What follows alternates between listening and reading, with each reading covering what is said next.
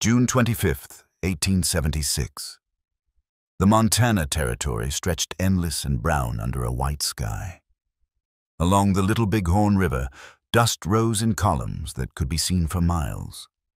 Inside that dust, men, horses, and mathematics that would not balance. Lieutenant Colonel George Armstrong Custer rode with 268 soldiers of the 7th Cavalry. Each man carried a single-shot Springfield Model 1873 carbine. 1 cartridge per trigger pull, 15 to 30 seconds to reload. The math was simple, and it was fatal.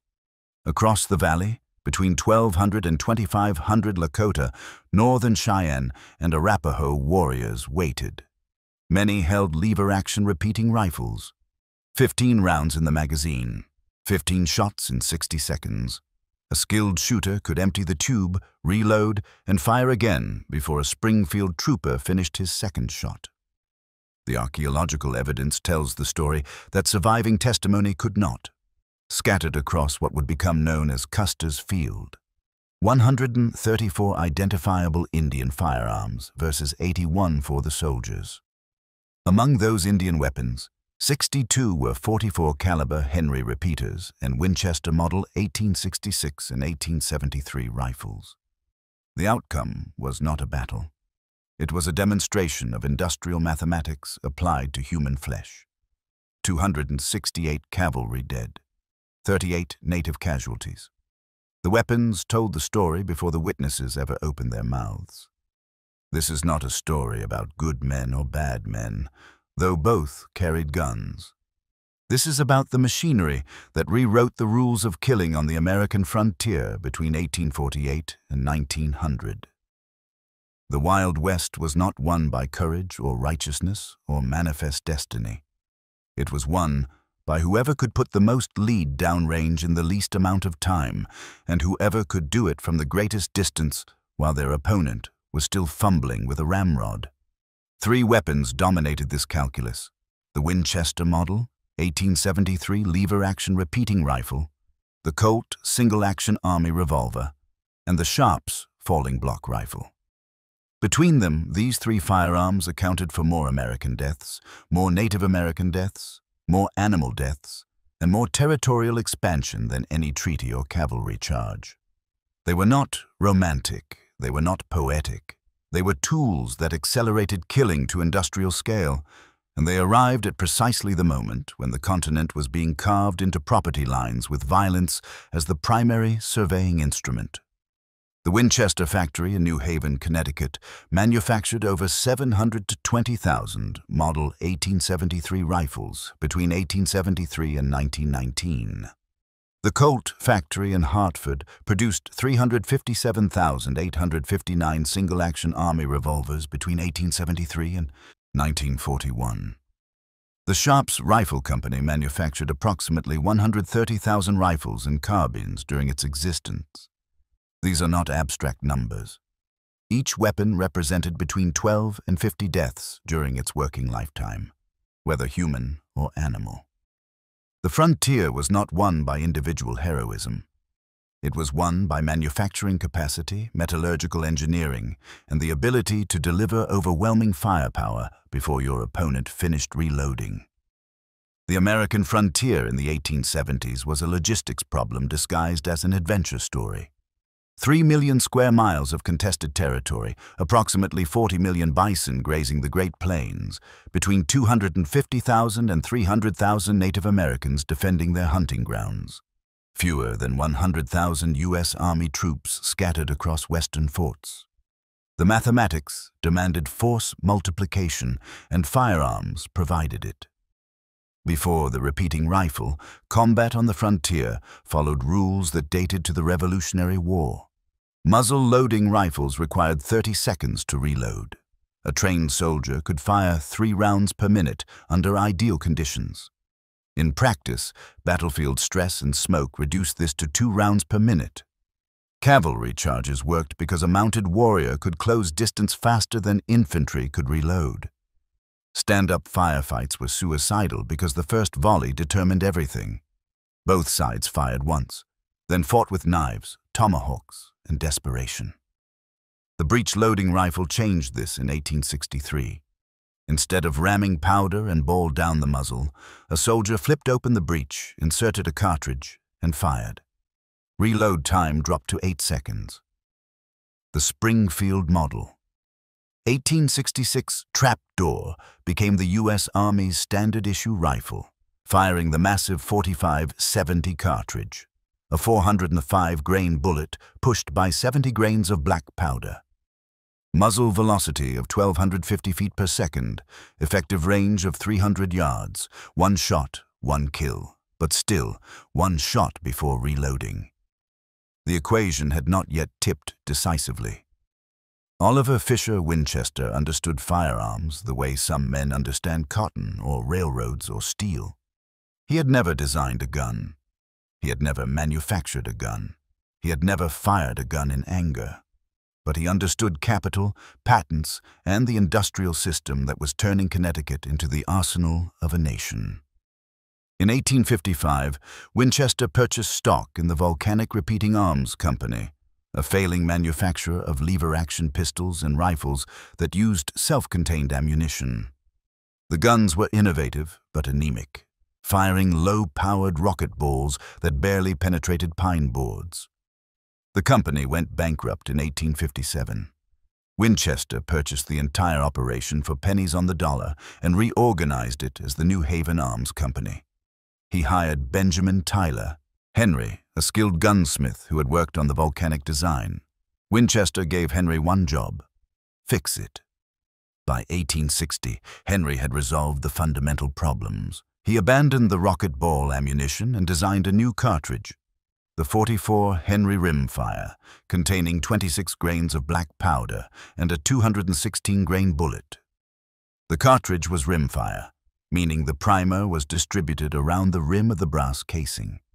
When the firing pin struck the rim, the primer ignited the powder. More importantly, Henry designed a tube magazine that ran underneath the barrel and held 16 cartridges. The lever action cycled a cartridge from the magazine into the chamber, fired it, ejected the spent casing, and loaded the next round. 15 shots without reloading, the Henry rifle entered production in 1862, just as the Civil War was devouring men and materiel. At unprecedented rates. The Union Army purchased approximately 10,000 Henry rifles, though most saw limited service. The reason was not performance, but cost. A Henry rifle sold for $42.50. A Springfield muzzleloader cost $14. Quartermaster generals did mathematics, not poetry. Still, those soldiers who carried Henrys into battle reported spectacular results. Confederate troops called it "that damned Yankee rifle you load on Sunday and shoot all week." In 1866, Winchester reorganized again, this time as the Winchester Repeating Arms Company. He also ordered modifications to the Henry rifle. The new Winchester Model 1866 featured an improved magazine that could be loaded through a gate on the side of the receiver, rather than from the front of the tube.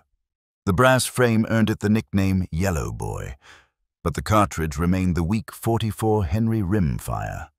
It could kill a man at close range, but lacked the power for hunting large game or penetrating cover. Winchester needed something bigger. The breakthrough came in 1873 with the introduction of the Winchester Model 1873 and its new cartridge, the .44-40 Winchester Center Fire. The designation meant a .44 caliber bullet pushed by 40 grains of black powder.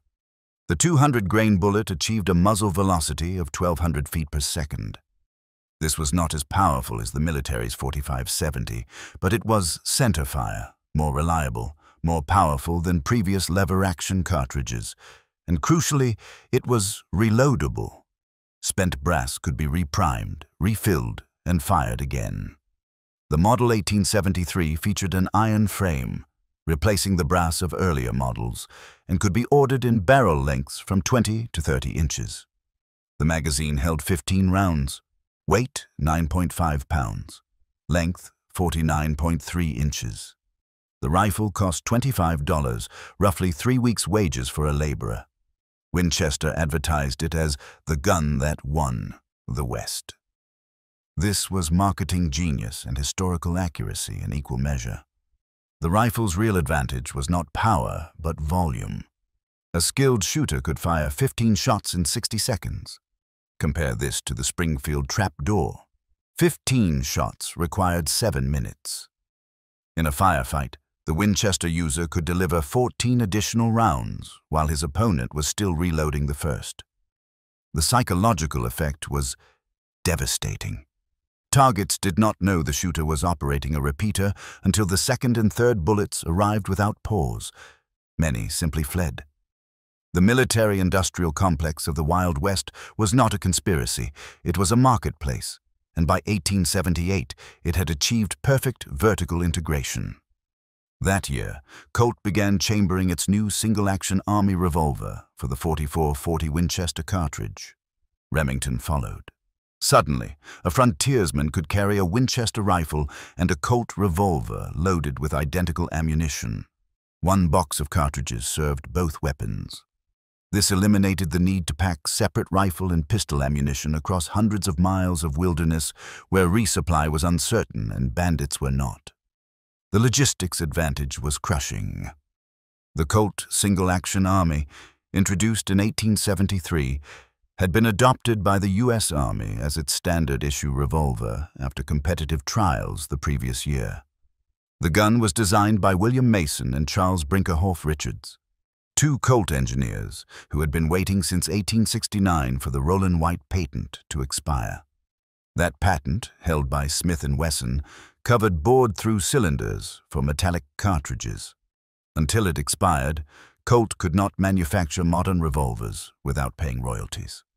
On April 4, 1869, the patent lapsed and Colt went to work.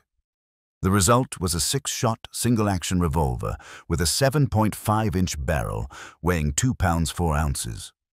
The original chambering was .45 Colt, also known as .45 Long Colt. A 255-grain bullet over 40 grains of black powder, muzzle velocity of 1,000 feet per second. The cylinder loaded through a gate on the right side of the frame. Spent casings were ejected one at a time using a rod mounted under the barrel. Reloading all 6 chambers took approximately 30 seconds for a practiced shooter. The revolver had no safety mechanism. The hammer rested on an empty chamber to prevent accidental discharge if dropped. In practice, most users carried 5 rounds. The gun cost $17 in military contracts, $13.50 for civilian models. By 1877, when Colt introduced the .44-40 chambering, the frontier had its perfect combination weapon system. Winchester for distance and volume, Colt for close quarters and backup.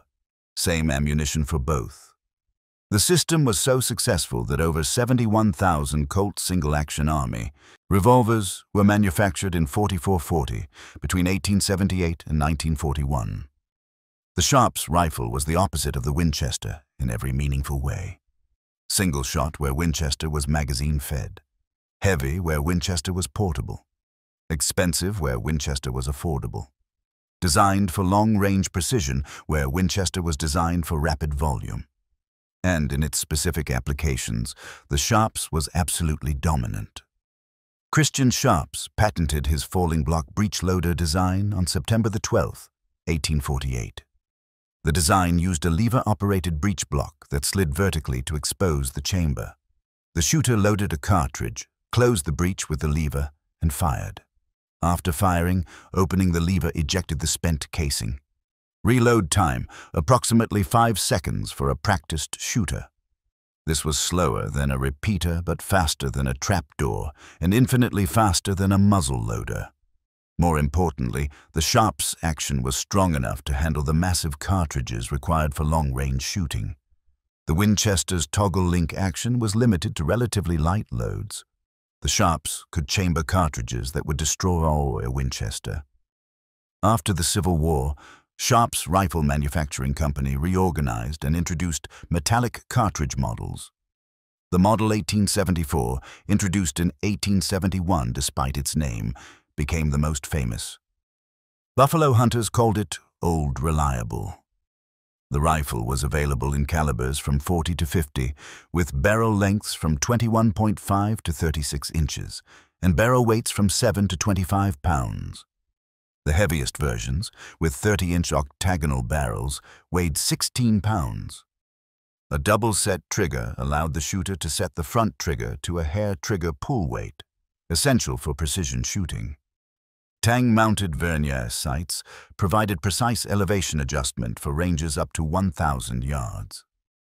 The most popular chambering for buffalo hunting was the .45-70, the same cartridge used in the military Springfield but loaded heavier in the shops. Commercial loads used 405 or 500 grain bullets over 70 to 90 grains of black powder. The heaviest shops loads, like the .45-100 and the .50-100, used 500 to 600 grain bullets over 100 grains of powder. Muzzle energy exceeded 4,000 foot-pounds. A buffalo shot through both lungs at 400 yards would drop dead before the herd panicked. The commercial slaughter of the American bison between 1868 and 1884 was industrial murder, conducted with Sharps rifles as the primary tool. An estimated 40 million bison grazed the Great Plains in 1860. By 1884, fewer than 500 remained. In 24 years, one species nearly ceased to exist, and the Sharps rifle was the instrument of extinction. The mechanics were simple and terrible. Professional buffalo hunters worked in teams. A hunter would locate a herd, approach downwind to within 200 to 400 yards, and take a position. The first shot killed the lead animal, usually an older cow. The key was to not spook the herd. If the first animal dropped without the others understanding why, the herd would mill nervously but would not stampede. The hunter then systematically shot every animal he could reach, switching rifles when barrels overheated from continuous firing. A skilled hunter could kill 50 to 100 buffalo in a single stand without the herd fleeing. The skinners followed, stripping hides and leaving carcasses to rot. Buffalo hides sold for $3 each in 1871. A good hunter could kill 2,000 buffalo per season. The arithmetic was $6,000 annually, at a time when a factory worker earned $500 per year. By 1874, an estimated 20,000 buffalo hunters worked the southern plains. The northern herd collapsed by 1883. William Frederick Cody, later known as Buffalo Bill, claimed to have killed over 4,000 buffalo in 18 months while supplying meat to railroad construction crews. This calculates to approximately 9 buffalo per day, every day, for 547 consecutive days.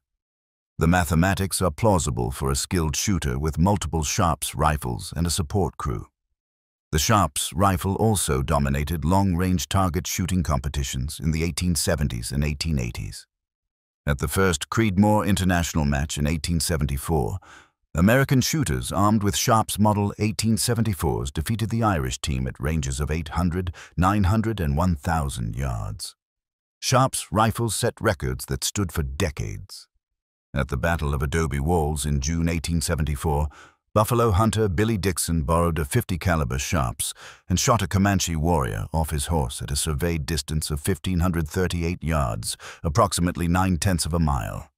This remains one of the longest-range documented shots in frontier history. The convergence of these three weapons created a technological gap that Native American warriors could not overcome through courage or tactics.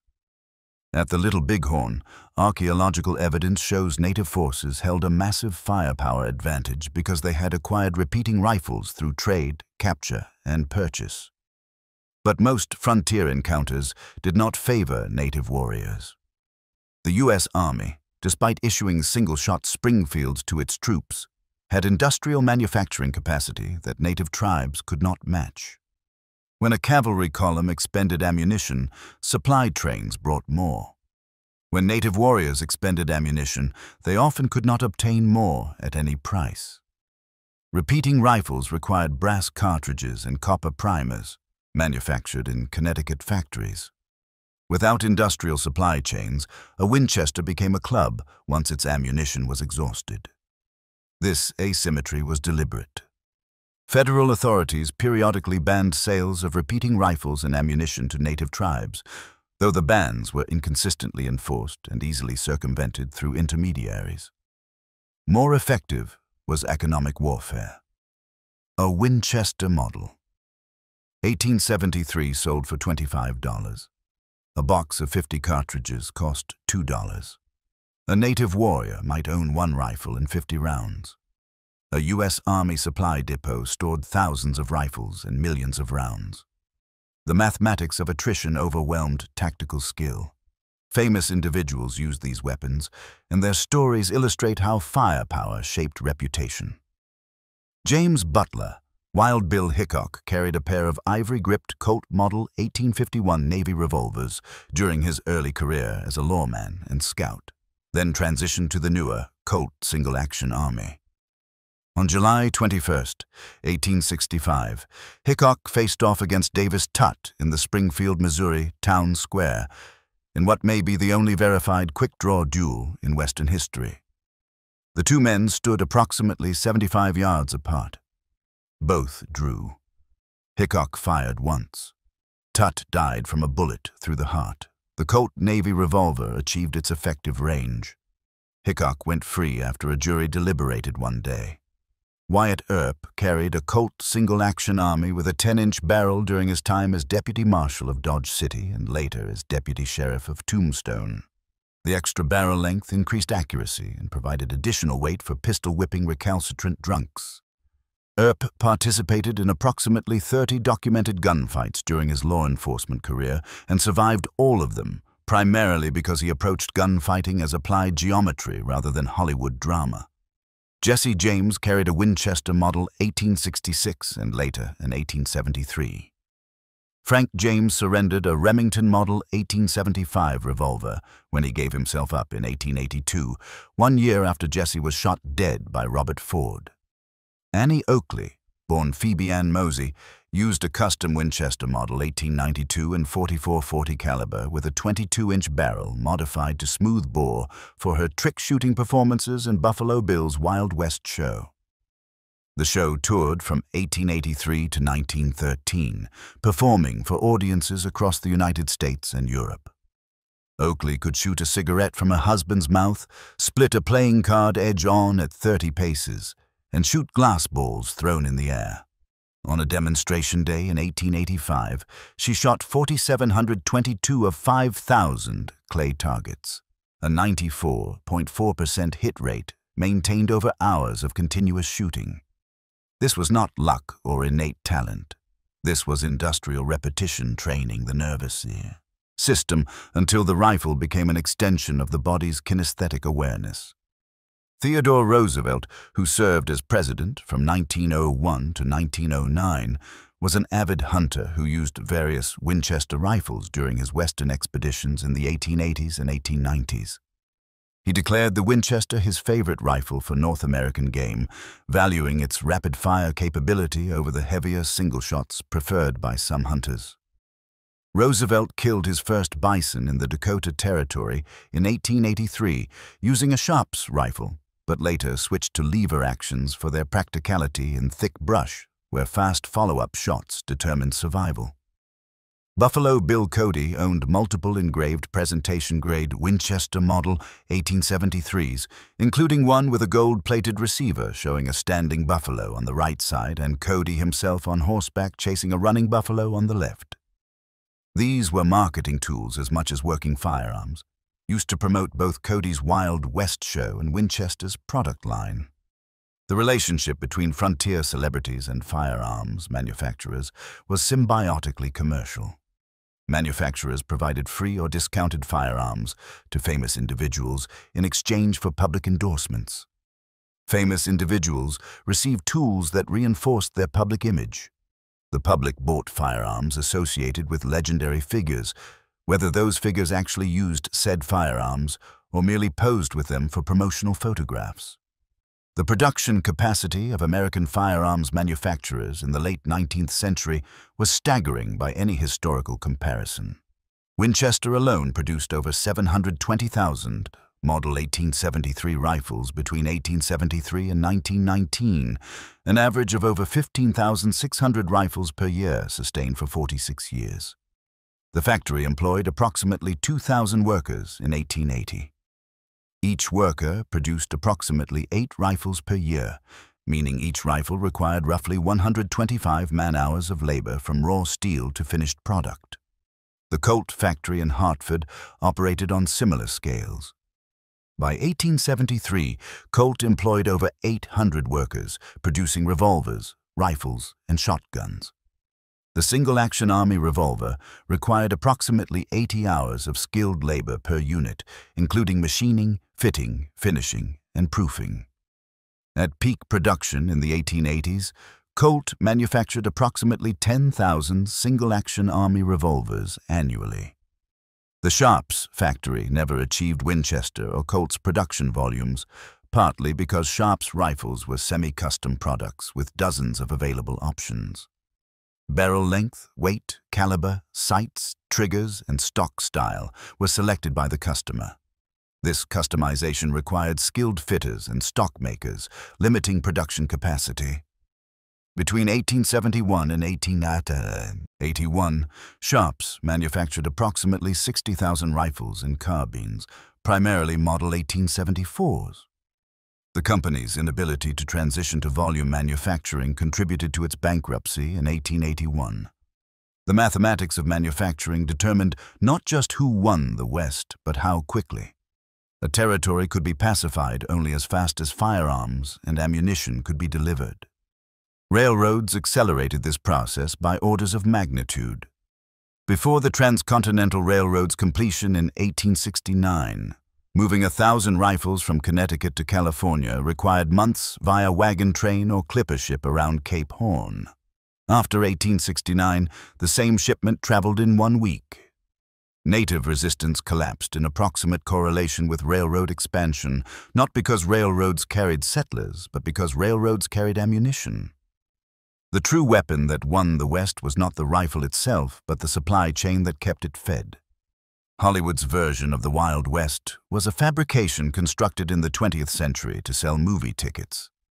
The Winchester Model 1873 appeared in countless films, often anachronistically. John Wayne carried various Winchester models throughout his career, most famously in Stagecoach, Rio Bravo, and True Grit, despite those films being set in time periods when the Winchester 1873 would have been obsolete. James Stewart starred in Winchester 73, a 1950 film named after the rifle and centered on the 1 of 1,000 grade models. These were real, if rare, rifles. Winchester established the 1 of 1,000 grade in 1875, selecting barrels that produced unusually small groupings during test firing and fitting them to rifles with set triggers and special finish. These rifles sold for $100, 4 times the standard price. Approximately 136 1 of 1,000 Model 1873s were made, and only 8 1 of 100 examples, the next grade down. Today, surviving examples sell for 6 figures at auction. The Colt Single Action Army appeared in virtually every Western film made between 1920 and 1970, regardless of historical accuracy. The gun became a visual shorthand for the frontier, its silhouette instantly recognizable. Colt discontinued production in 1941 due to World War II material restrictions, then resumed in 1956 due to demand created by Western television shows and films. This second-generation production continued until 1974. Third-generation production began in 1976 and continues today. Over 1 million Colt Single Action Army revolvers have been manufactured across all generations, making it one of the most successful handgun designs in history.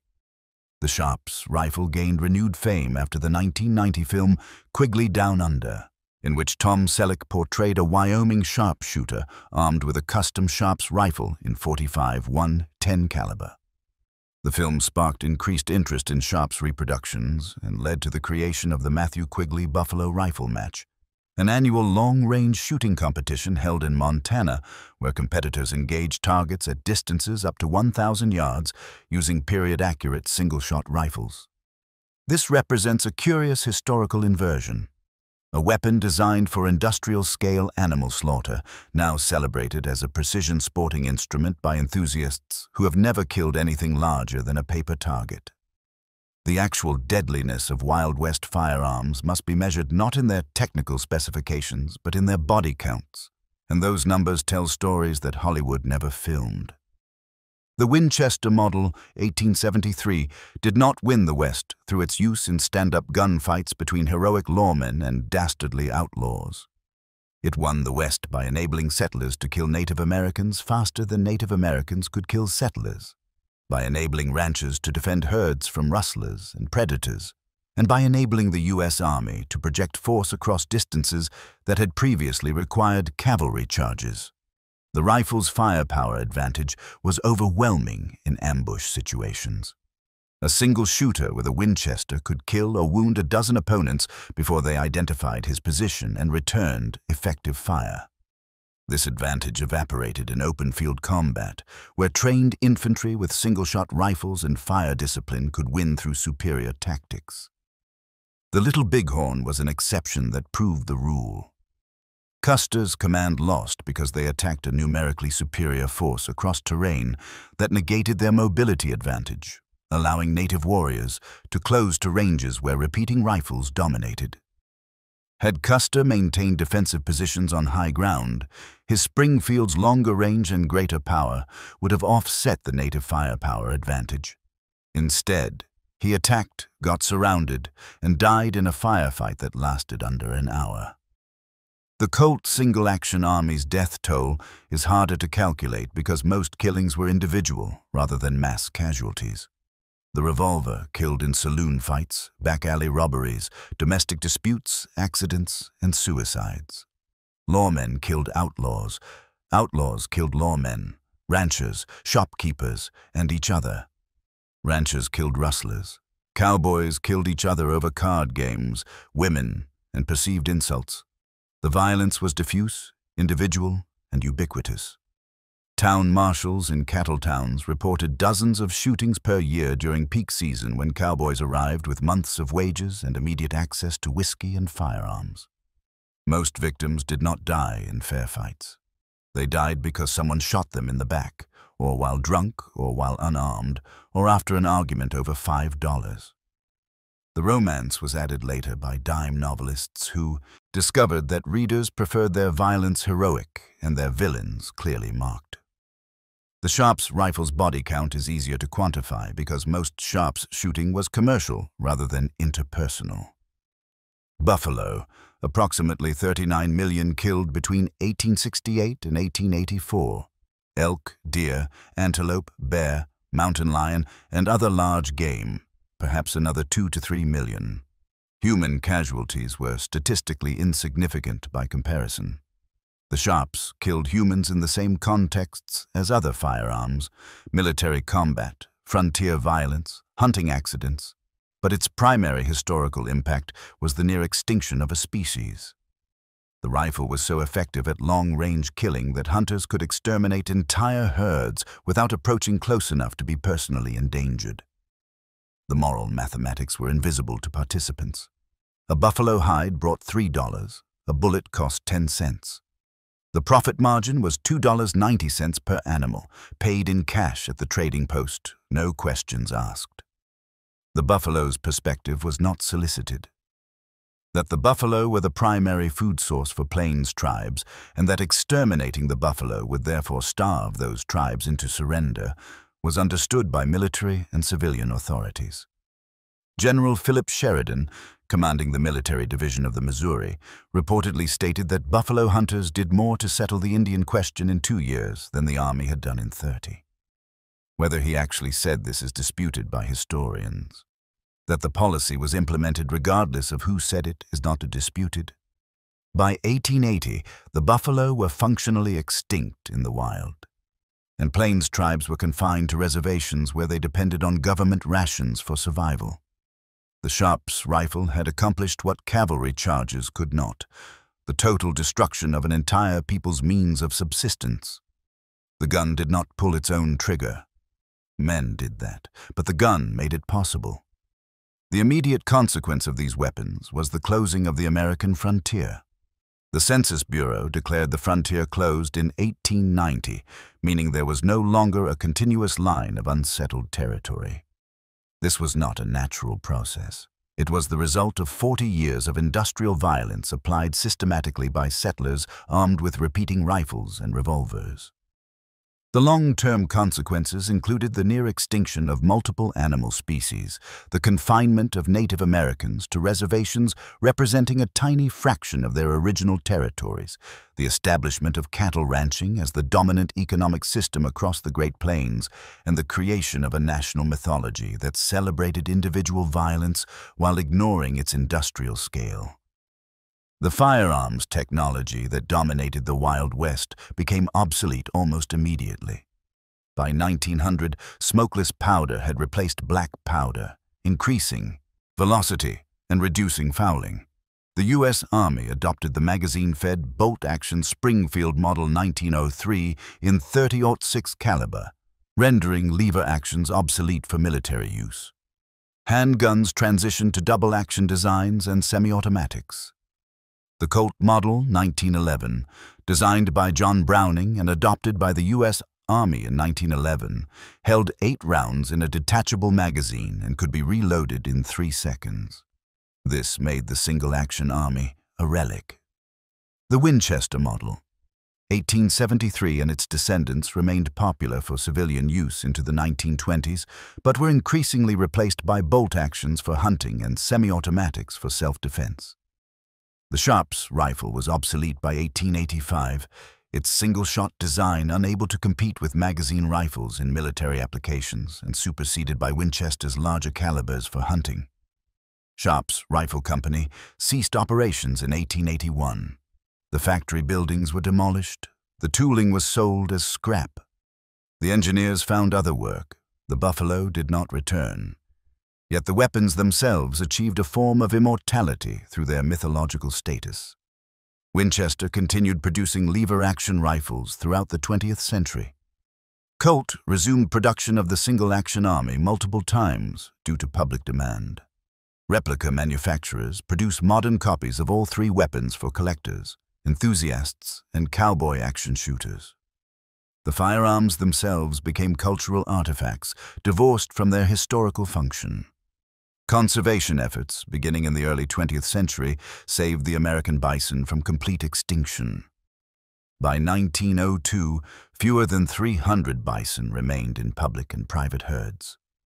The American Bison Society, founded in 1905, led efforts to establish protected herds in Yellowstone National Park and other locations. By 2020, approximately 500,000 bison existed in North America, though most are privately owned and raised for commercial meat production. Wild herds number fewer than 30,000. The species survived, but the ecosystem did not recover. The Great Plains that supported 40 million bison now supports approximately 100 million cattle. The biomass is similar, but the ecology is transformed. Cattle require fencing, water management, predator control, and feed supplements. The open range is gone. The bison that shaped the plains ecosystem for 10,000 years have been replaced by a domesticated species serving industrial agriculture. The Winchester rifle that killed the buffalo now hangs on walls as decoration. Current firearm technology makes Wild West weapons laughably obsolete. A modern AR-15 rifle weighs 7 pounds, holds 30 rounds in a detachable magazine, and can be reloaded in 2 seconds. Effective range is 400 yards. A skilled shooter can fire 100 accurate rounds in 90 seconds. The firepower that took 15 seconds per shot in 1860 now takes 0.6 seconds. The mathematics have accelerated, but the principles remain unchanged. The side that can deliver more firepower faster wins. Modern soldiers carry rifles that would be science fiction to a Winchester user, but the tactical problems are the same. Cover, movement, fields of fire, suppression, maneuver. The weapons have changed, the violence has not. Some numbers resist contextualizing because they describe events outside normal human experience. 39 million buffalo killed in 16 years. 15 shots in 60 seconds when the previous standard was 1 shot in 30 seconds. 720,000 rifles manufactured over 46 years. 268 soldiers killed in under an hour. These numbers exist in historical records, verified through archaeological evidence, manufacturing records, and contemporary accounts. They describe a transformation of the North American continent through applied violence at industrial scale. The mythology of the Wild West celebrates individual gunfighters, heroic lawmen, and noble outlaws. The reality was factories in Connecticut churning out weapons by the thousands, freight trains carrying ammunition by the ton, and systematic killing measured in corpses per man-hour. The Winchester Model, 1873, was not romantic. It was a tool for converting living beings into dead ones at 15 times the previous rate. The Colt Single Action Army was not an equalizer. It was a force multiplier that gave advantage to whoever drew first, shot straightest, or simply owned more ammunition. The Sharps rifle was not old reliable. It was an extinction engine that allowed one man to kill 100 buffalo in an afternoon without approaching close enough to be endangered. These weapons were not heroes or villains. They were machines that accomplished their designed purpose with brutal efficiency. That purpose was killing. The men who used them made choices about whom to kill, when to kill, and why to kill. The weapons simply made those choices easier to implement and harder to survive. 2 decades into the 21st century, the Winchester Model. 1873 is manufactured as a premium sporting rifle by Winchester Repeating Arms. It sells for $1,500. Ammunition costs $40 per box of 20. Buyers are collectors, cowboy action shooters, and enthusiasts who appreciate historical firearms. The modern version is dimensionally identical to the original but manufactured with better steel and modern quality control. It will last 500 years with proper maintenance. It will never kill a buffalo or human being. It will punch holes in paper targets at 100 yards and sit in a safe between range trips. The mythology has sanitized the mechanism. The Colt Single Action Army is similarly neutered by its transformation into a collector's item. Modern reproductions are purchased by people who will never draw the weapon in anger, never fire at another human being, never experience the weight of killing someone at 7 yards with a .45 caliber bullet to the chest. The gun has become a symbol divorced from its function, a costume piece for playing cowboy without the dying. The Sharps rifle survives as a precision target rifle for long-range competitions where the challenge is technical rather than lethal. Shooters fire at metal gongs at 1,000 yards, calibrating wind drift and elevation with the same tools buffalo hunters used, but the stakes are scores rather than hides, pride rather than profit. The rifle's capacity for killing has been transformed into a capacity for precision, its historical purpose sanitized through time and distance. What made these weapons the deadliest of the Wild West was not their specifications or their accuracy or their reliability. What made them deadly was their availability at the exact historical moment when availability mattered. They arrived when the American frontier was being conquered through violence, when industrial manufacturing could produce weapons faster than human beings could breed, when territorial expansion was a national project backed by military force and commercial capital. The Winchester provided firepower. The Colt provided backup. The Sharps provided range. Together they provided overwhelming force applied systematically across a continent. The frontier closed not because it was won, but because resistance became impossible. When one side has 700,000 repeating rifles and the other side has whatever they can capture or purchase at 5 times the price, the mathematics are settled before the first shot. The deadliest weapon is not the one that kills most efficiently. The deadliest weapon is the one you have and your opponent does not. In the Wild West, that weapon was manufactured in Connecticut, shipped by railroad, and sold for cash. Everything else was epilogue written in blood.